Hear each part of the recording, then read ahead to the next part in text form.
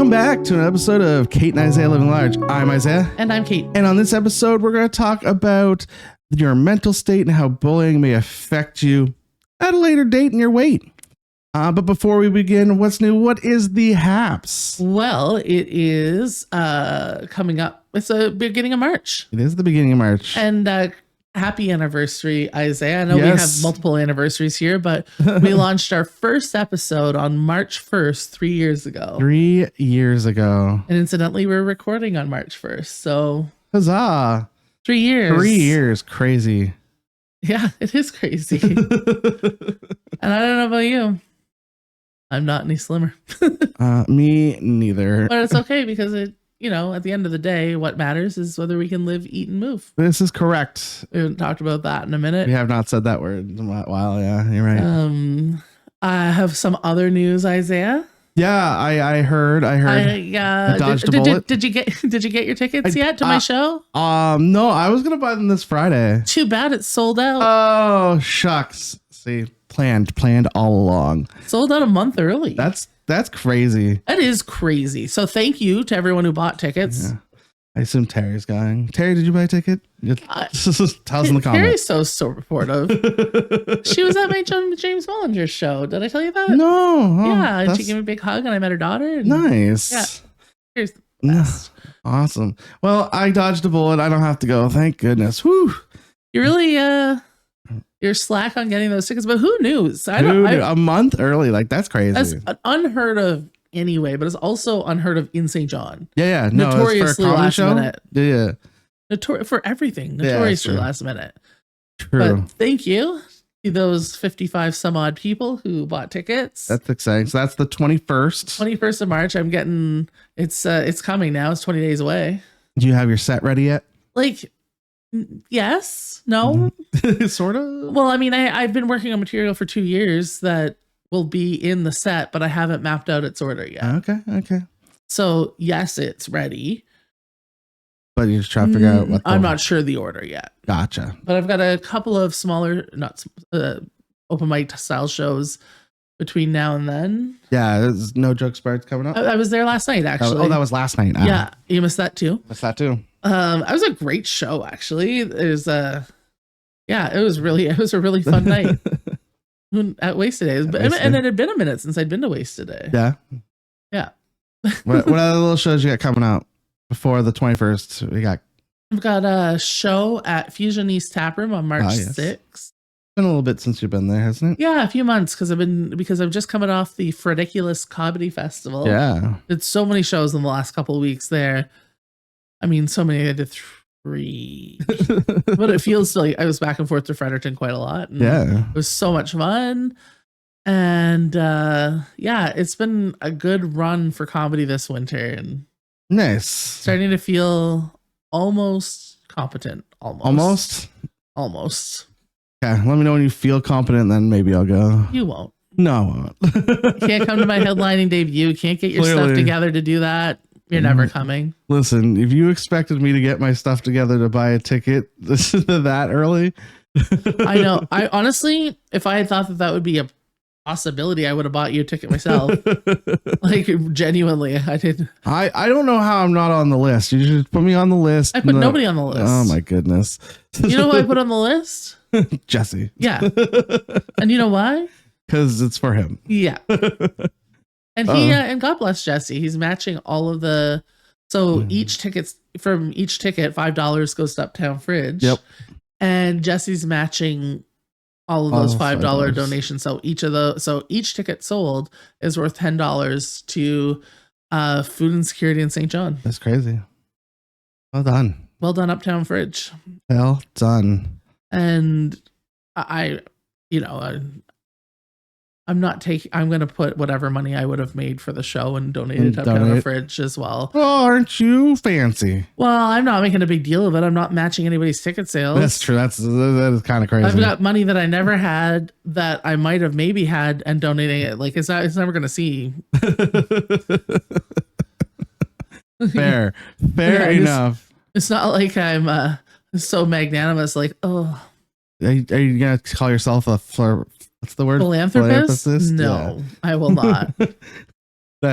That's what I am. Yeah. Philanderer. I donated $2. I'm a philanthropist. I can't say that word. I mean, I would have made more than $2. Okay. Well, anyway. And then the other thing we've got, my friend Adam and I, we've got an exciting project in the works, and it's not fully secured yet, but it'll be at the St. John Free Public Library. Ooh. And we're going to do an all ages comedy show. We say all ages, but it's really 14 plus. Yeah. Give or take. You know your kids. Yeah. Play that by ear. But for Fog City? No, just on our own in conjunction with the library. It'll be a free event. More to come on who the headliner is and me. No. And what it'll be like, but it's going to be like coffee in the afternoon kind of scenario. That's cool. That's pretty fun. And I am so excited. Yeah. To bring something different. Whether it works or not, who's to say? Who knows? But yeah, I'm excited about it. That's super exciting. We're calling it. Well, we're debating. Actually, I'm going to put this out into the ether. Okay. We're between two names, and they're both great names. Okay. Hit me with them. We've got the comedy section. Okay. Or Laughs at the Library. I like Laughs at the Library better. Why? The comedy section sounds more like a bar to me. Like I would go to a bar called the comedy section. Why you don't like comedy shows? Well, I like comedy shows, just not with you. And if you're listening, feel free to put in the comments where I think they're both equally good names because it's like the comedy section at the library. It's sweet, and Last of the Library is very descriptive of exactly what it is. Yeah. Maybe that's why. Maybe I'm a simpleton and I like Laughs at the Library because it's very simple. Well, if you want the honest truth, that's the one I came up with. So I'm also simple. Oh, well, then I want the other one. Yeah, I know. I didn't want to tell you that. But I want the other one. Yeah, but it'll be great coming up end of April sometime, and well, that's exciting. Yeah, you and your comedy. I know you and your hobby. Like I'll be 3 years since the first time I dabbled in it in May. 3 years. Yeah, and really 3 years in August, but like crazy. Yeah, the same timeline as our podcast. It's almost like our podcast is the catalyst. Well, it's almost like something else was the catalyst. Oh, okay. You know what that was? Your 40th birthday. 100%. Which is in a week from when this comes out, right? Correct. Oh my goodness. More to come. More to come on that one. Yeah. Oh, but I haven't been doing nothing. You've been doing so much. I have been doing nothing. That's not true. You've been packing. Oh yeah, I've been packing. Yeah, we are in the final days of this background. Yeah, this is our little. No, we'll have one more. We will have 2 more episodes. Or 2 more episodes. One more recording. That come out. One more recording in this background, but 2 more episodes, and then we'll have a brand new background. Probably a temporary brand new background and brand new hosts. Yes. I'm just joking. Cut us out completely. We're gonna sit on opposite sides. That is never going to happen. No. This is my side. Okay. All right. Yeah. We had a great suggestion from a listener. Yes. / viewer. For those who watch on YouTube, is that if we can find a way to situate ourselves so that we can look at each other conversationally. Yeah. We'll figure that out. We'll get it. And we'll get it. So we don't look so awkward. What is absolutely true is that I actually do look at you while I'm talking to you in the monitor. Yeah, no, exactly. But nobody else would get that. It's awkward and yeah. But we'll figure it out. And if I'm being really honest, I mostly just look at myself. Well, that's fair too. But we'll have a brand new background coming up soon. We just put in at the Y. We just put in diving blocks. I'm very excited about those. That is exciting. Very excited about people those. making a splash. Yeah. I didn't make the joke the last time. Yeah, I did. No. Yeah. People loving them.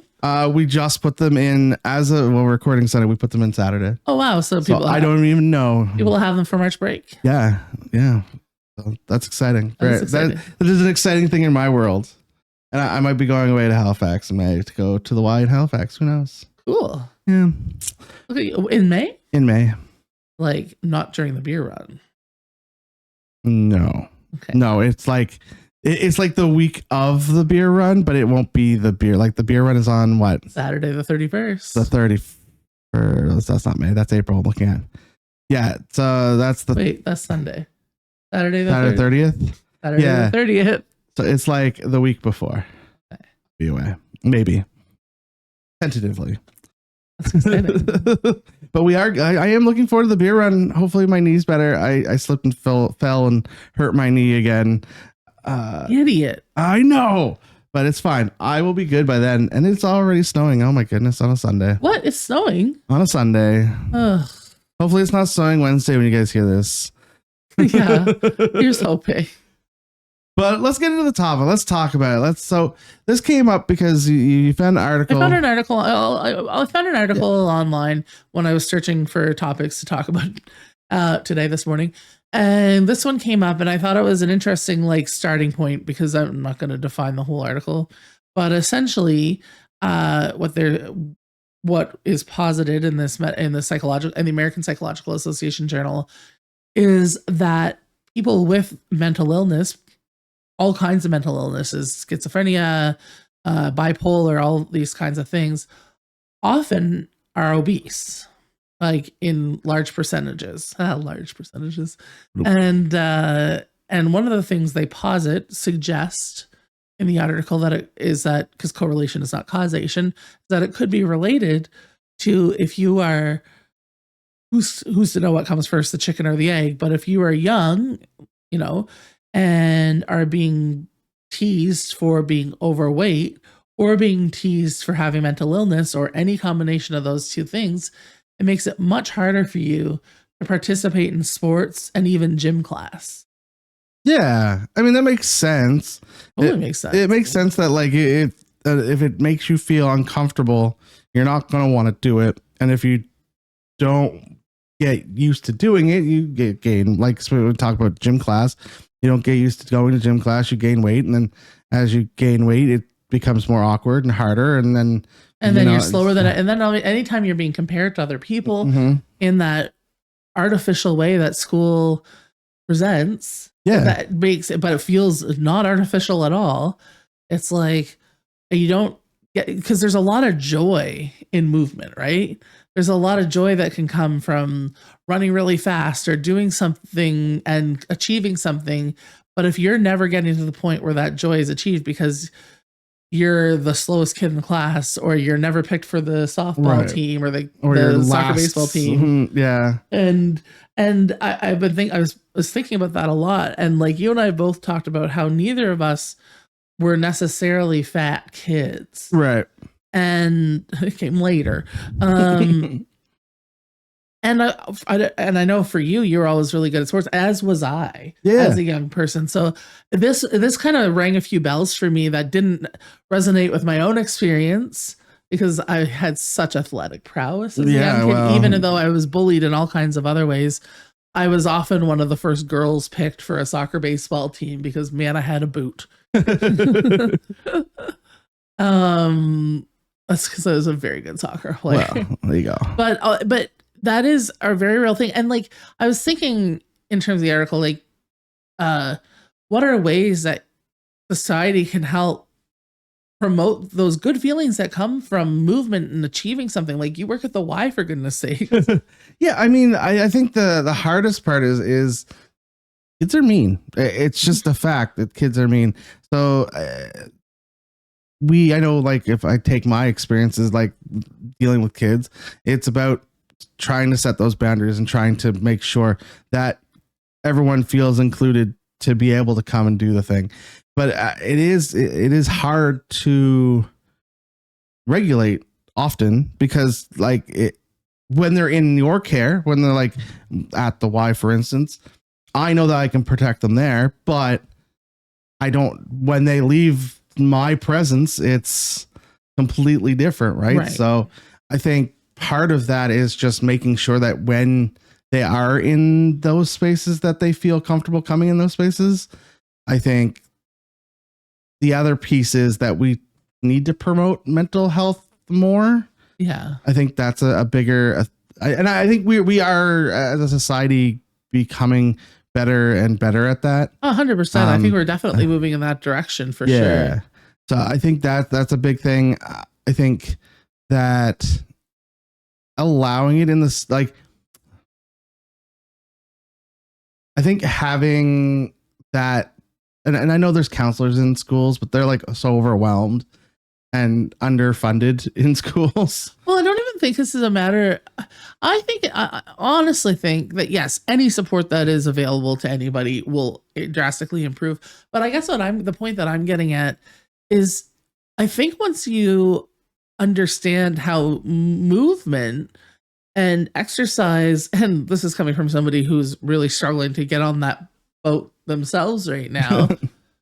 Although I did just I did just complete the 2,000 push-up challenge for mental health, which is exciting, and I feel great about it. And the mental thing that comes from even like, oh man, I have 200 push-ups to do, and I just got home and it's 10 p.m. And then accomplishing, they were wall push-ups, and I supplemented some of them with squats and calf raises, but still, that is 200 movements that I wouldn't have done otherwise because I said, yeah, I'm doing this, and this has to happen.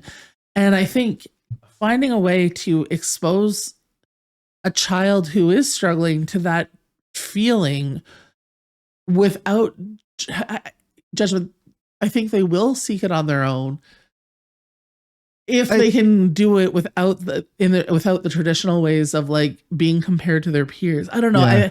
I may be too pie in the sky on it, but I also think there is a thing. So I've been talking about esports a lot at the Y recently, and we've been looking into it. So, do you know what esports is? No. Oh, like esports, like video games, right? Video game sports. So and it's not just like it does not a sports games. It could be Fortnite. It could be Minecraft. Anything.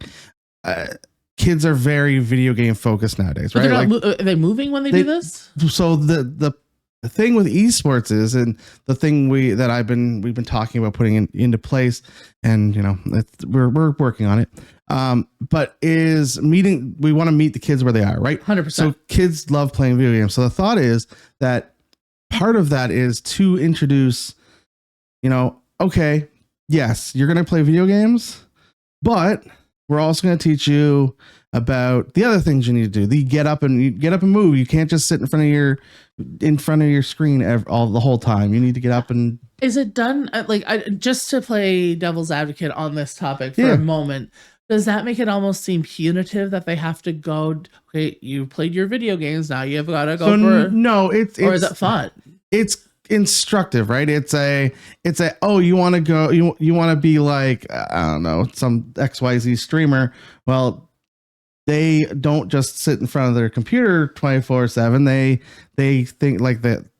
For instance, if you want to be on an esports team, they think about their diet. They talk about, and it's more introducing those topics into and then the conversation rather than, hey, you've done this, now we're going to do this. Okay, because I love that, meeting people where they are, because I think that's the only way to get anywhere with anyone, whether it comes to a very difficult conversation about politics to healthy living. Like if you were a marathoner and you're looking at someone who's 200 pounds overweight and you're going, just come for a run with me. Well, that's not actually a possibility. Right. Like no one's doing that. Even like for me, if somebody says, hey, do you want to go for a walk? And I know they're much fitter than me. And I get like, I don't want to hold you back. I mean, you know this about me. I said that's the first time we did the 5K. I was like, I don't want to hold you back. Just go without me. And you gave my head a shake and we're like, no, we're a team. Which is lovely. But I still had all these internal guilty feelings of like, oh, I don't want to hold anyone back. I just wanted to. But I think that's a big thing too, especially with children now, is that obesity is not just being made fun of for, I can't go and play a sport. It's also they sit in front of computers all day or in front of systems all day and don't think about the extra piece of the mental health, the physical health thing. Right. And I think that part of that is just they see people online all the time playing those games and stuff, and then they don't think about that. No one's talking to them as people about those extra things. Instead, they're being, I don't know, in my experience, sometimes it's, you can't play that game. You've played for a couple hours. You need to get outside or whatever. Right? Yeah. And who institutes it? Like, parents, hopefully, but right. Because I know I've heard my sister have those conversations with one of her boys, and it's so funny. Different kids are different kids. Yeah. Like, one of her kids has never been able to sit still. Right. Got into some video games a little bit, but he would never sit all day because I think the ADHD kicks in, and the kid actually just can't sit still. Loves to be outside. Right. And now as a teenager, he's like wants to be out on at his dad's place, my sister's place, at a snowmobile, and doing stuff constantly and running and doing other stuff. The other kid, he also plays sports. He's a great little hockey player, but he is very much more able to sit behind a screen and not move for literal hours. Yeah. And to the point where you have to be like, okay, move. Yeah. Get up. I think that has a big thing to do with the mental obesity too, is just, you're just like that.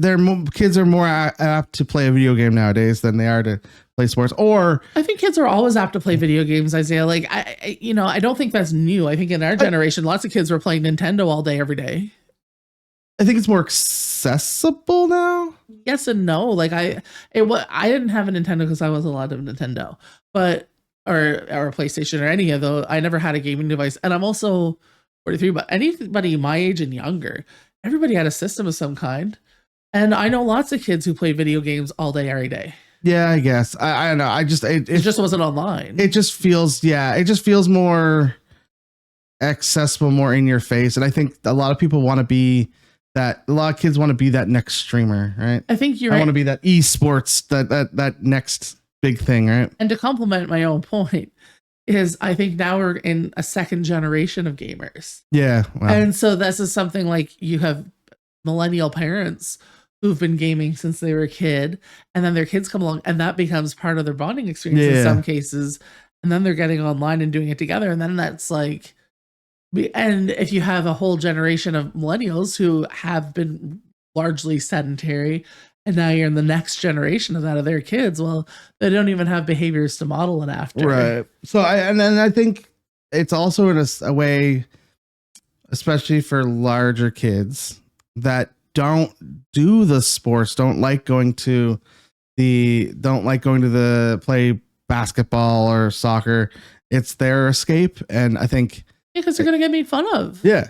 Right. And it's going back to the topic, is that they're afraid to be made fun of. And this is a way for them to escape it. I think giving an outlet where they can still come and have community and learn those other pieces to the puzzle of like, hey, if you want, it's okay to game for X number of hours, but just here are the other things you need to think of. Life is about balance. Right. Because ultimately, when I was looking up the article to talk about today, the other one that kept popping up is how drastically childhood obesity rates are rising. Yeah. And it's an epidemic. And, I do think like me for sure, and you to a certain degree, I suspect, because there's a bit of an age difference between us, and not a negligible one in adult life, but a huge one in terms of technology and the way we grew up. But I was still the generation that they're like, outside, be home by sundown. So in the middle of summer, that was 9 p.m. And I would just run and ride my bike like incessantly. I went all over the place.